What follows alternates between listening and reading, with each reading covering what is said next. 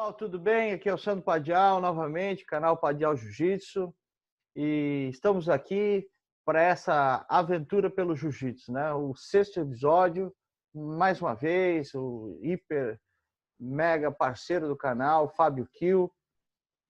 Eu chamo ele de Fábio Kiel Takal, né? Mas eu percebi que ele está sempre falando que é Fábio Kiel, então agora eu vou falar Fábio Kiel.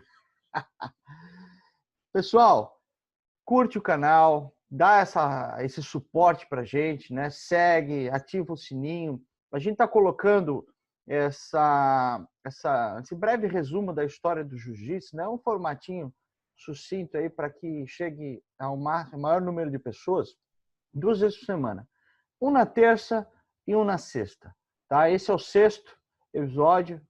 E a gente espera aí tentar, né, passar por todos os personagens e histórias assim que realmente vale a pena falar, nesse formato de 8, 10, estourando aí 15 minutos. Tá? O que a gente vai falar hoje? A gente falou nos últimos 2 capítulos sobre Code Coma, então agora a gente queria, né, trazer aí à tona, para aqueles que não conhecem, muita gente já ouviu falar, de 2 personagens importantes. Um é um japonês que segundo registros, o primeiro a chegar aqui no Brasil, e outro um aluno dele que, a princípio, né, tudo indica que foi o primeiro a estabelecer uma academia, né, de jiu-jitsu no Brasil. Então, Fábio, é com você. E aí, pessoal? Fala, Sandro. Obrigado mais uma vez por a gente estar aqui no canal do Padial Jiu-Jitsu. Vamos falar, então, sobre esse tema que o Sandro abordou aí. Nós temos aí algumas pesquisas, né, que falam de vários nomes de quem foram os primeiros a trazer o jiu-jitsu, o judô, enfim, as artes marciais japonesas aqui para o Brasil. Tá? De forma clara, objetiva e documentada, o primeiro deles foi Sada Miyako. Sada Miyako foi contratado pela Marinha em 1908 e chegou ao Brasil em dezembro de 1908, lá no Rio de Janeiro. Ele, não resta dúvidas, que foi o primeiro, de forma oficial, vamos dizer assim, né, de forma bem documentada, contratado especificamente para ensinar jiu-jitsu para a Marinha aqui do Brasil. Tá? Então, ele chegou, como eu falei, em 1908, em dezembro. Em 1909, teve um caso bem interessante, que ficou, inclusive, muito marcado pela imprensa durante décadas, que foi justamente o Sada Miyako, além de ensinar os marinheiros, ele fazia desafios, ele fazia espetáculos, né, ali no Rio de Janeiro, tanto em teatro, enfim. E num desses desafios ele foi derrotado por um capoeirista chamado Francisco Ciríaco, né, que era um estivador da época lá do Rio de Janeiro, um capoeirista. Ele aceitou o desafio. O Ciríaco, inclusive, ela até tinha uma certa idade, tinha 38 anos na época. Foi lá, deu um rabo de arraia, né, no Sada Miyako e nocauteou o Sada Miyako. Bom, esse episódio do Sada Miyako com o Francisco Ciríaco, ele realmente, como eu falei, ele ficou marcado na imprensa há muito tempo, porque existe uma certa resistência, tanto da imprensa quanto dos próprios alguns membros da Marinha, em recusar o jiu-jitsu como arte marcial para ser ensinada para os marinheiros. Eles consideravam que nós já tínhamos a capoeira e por que não ensinar a capoeira? Então, justamente por essa derrota do jiu-jitsu, essa luta ficou reverberando na imprensa durante muitos anos. Bom, depois do Sada Miyako, como eu falei, nós tivemos, inclusive, um esportista muito famoso aqui no Brasil na época, que era o Mário Aleixo. Ele sempre foi envolvido tanto em esportes como esgrima, lutas em geral, e ele foi um dos alunos que treinou durante um curto espaço de tempo com o Sada Miyako.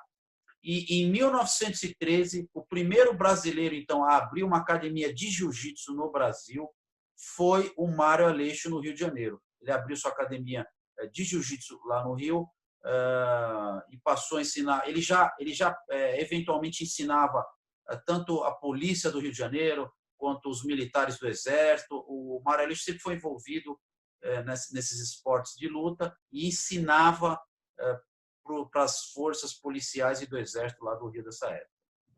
Pô, que legal, hein, Fábio? Então, pessoal, nosso intuito é sempre trazer histórias bem fundamentadas, né? Então, que tenha, né, saído no jornal, algum veículo de expressão. Então, esses nomes que a gente traz à tona estão aí, vocês viram as fotos e não tem muito o que questionar, né? O que acontece é que a história, né, a gente sempre diz, continua aí bem viva, né? Então, algum outro personagem pode vir a aparecer conforme os pesquisadores e historiadores vão achando, né? Quando é que foi descoberto isso do Sadamiaco, Fábio? Essa história do Sadameco já é sabida da imprensa e dos especialistas, né, quem pesquisa, há muito tempo. Tá? Ele é citado em jornais, né? Mesmo nessa nossa era moderna da internet, eu lembro muito bem que quando começou a internet, você já via citações, né, do Sadamiaco, desde que a internet já começou a operar no Brasil, né? Quer dizer, obviamente que nós não tínhamos muitos detalhes, né, de como tinha acontecido essa luta, de data, etc. Mas ele foi, como eu falei, justamente por essa luta ter sido muito emblemática na época, ela reverberou na imprensa há muitos anos. Até uma coisa curiosa, quando o Conde Coma chegou no Brasil, foi, quer dizer, lembrando que o Sadamiaco chegou em 1900, no final de 1908, e o Conde Coma veio chegar no Brasil só em 1914. Né? Nas primeiras reportagens, inclusive, do Conde Coma, o pessoal ainda citava essa história do Sadamiaco, que ele havia sido derrotado. Né? Então, realmente foi uma história que ela ficou muito famosa na imprensa. E nesse momento aí, né, em 1908, o Conde Coma provavelmente estava ou nos Estados Unidos ou na Europa, né? Também estava por aí, né? Exatamente, Sandro. Essa época, quando o Sadamiaco chegou ao Brasil, que foi dezembro de 1908, o Conde Coma ele estava justamente saindo, foi o período que o Conde Coma estava saindo da Europa e chegando na América Central, lá em Cuba, né, por onde ele passou, por vários países na América Central. Quer dizer, o Conde Coma ainda estava fazendo aquela tour dele pelo mundo, quer dizer, demoraria alguns anos para até chegar ao Brasil. Legal. Outra coisa, o Sadamiaco ele é da linhagem de Kodokan? Não, o Sadamiaco não é do Kodokan, tá? Ele não é originário do Kodokan, ele se dizia originário do jiu-jitsu tradicional japonês, né? Mas assim, era muito difícil nessa época você determinar com muita precisão quanto tempo ele havia treinado, qual estilo, né? Não existia uma documentação farta como existe hoje, né? A única coisa que a gente tem certeza realmente é que ele não era do Kodokan. Tá, Fábio, muitas perguntas aqui, né, nos comentários, as recorrentes, é assim, pô, me recomenda um livro. Então, debate pronto, a gente nem combinou isso. O cara que quer começar a conhecer mais a história do jiu-jitsu, dá duas dicas de livros aí que você recomendaria para quem quer começar? Para pessoas que não sabem nada da história do jiu-jitsu, eu recomendo, lógico, buscar alguma coisa na internet que, obviamente, uma outra coisa elas vão absorver lá de importante. Para quem já tem um pouquinho mais de experiência, tem o próprio livro da Leila Gracie, né, que fala sobre a história do pai dela, que é o Carlos Gracie. Nós temos a obra do Marcel Serrano, que ela é uma extensa coletânea de reportagens da Biblioteca Nacional, né, que é onde quem já tem um pouquinho mais de conhecimento pode ver quais eram as informações que saíam nos jornais no início do século XX, enfim.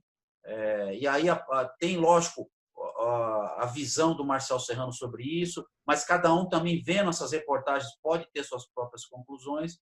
Então, quer dizer, com essas três ferramentas, eu acho que quem nunca estudou a história do jiu-jitsu pode começar a se aprofundar. Obviamente que nós temos outras publicações que são mais aprofundadas, mas é necessário antes ter um embasamento mínimo para poder ter um entendimento disso aí. É isso aí, pessoal. O próximo episódio, já vou dar aqui spoiler, vai ser sobre os 5 irmãos Gracie. Carlos, Jorge, Gastão, Oswaldo e Hélio. É isso, Fábio? Vamos falar deles, o que cada um fez, qual foi a trajetória de cada um mais ou menos no jiu-jitsu, né? Para que estado que eles foram, onde se concentraram mais, porque eles, né, os que ficaram juntos mesmo foram o Carlos e o Hélio, os outros saíram Brasil afora, né? Vamos falar deles, é isso aí. É isso aí, Sandro. Os irmãos Gracie mais famosos, obviamente, são Hélio e Carlos, mas os outros irmãos, que são George, o Gastão Filho e o Oswaldo, também tiveram sua parcela de participação na formação desse processo que foi o Jiu-Jitsu Gracie. Nós vamos falar um pouquinho deles. Eu queria aproveitar também, só para a gente não deixar em branco, nós tivemos outras pessoas, tá, que chegaram antes do Conde Como, inclusive, que trouxeram judô e jiu-jitsu, e a gente não tem o tempo hábil aqui para falar.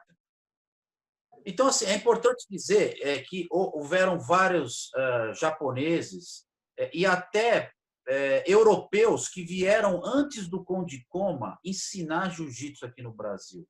Tá? Esses europeus, obviamente, que eles se diziam especialistas, mas nós não temos como mensurar, né, o conhecimento deles, mas eles vieram, por exemplo, para a polícia de São Paulo para dar aula de jiu-jitsu. Eu vou citar alguns nomes aqui, por exemplo, de japoneses que tiveram aqui no Brasil antes do Conde Koma. Um deles é o Takezu Mamizuki, em 1911, tá? Que era do judô. O Takaharu Saigo, ele já veio um pouco depois do Conde Koma, que estava em 1922 em São Paulo. Tivemos também o Tatsuo Koshi, em 1924, do judô. O Geo Mori, tá? Que também era do judô, que estava aqui em 1928. Todos esses nomes, independente de estarem antes ou depois do Conde Koma, eles ajudaram a fomentar, né, esse cenário de judô e jiu-jitsu das artes marciais aqui no Brasil. O próximo episódio é dos irmãos Gracie e o próximo provavelmente será do Geo Mori, tá? É isso aí, pessoal. Muito obrigado por prestigiar. Espero que vocês gostem. Terça e sexta aqui no canal, tá? Pode esperar aí que a gente está colocando os vídeos. Um abraço. Abraço. Até mais.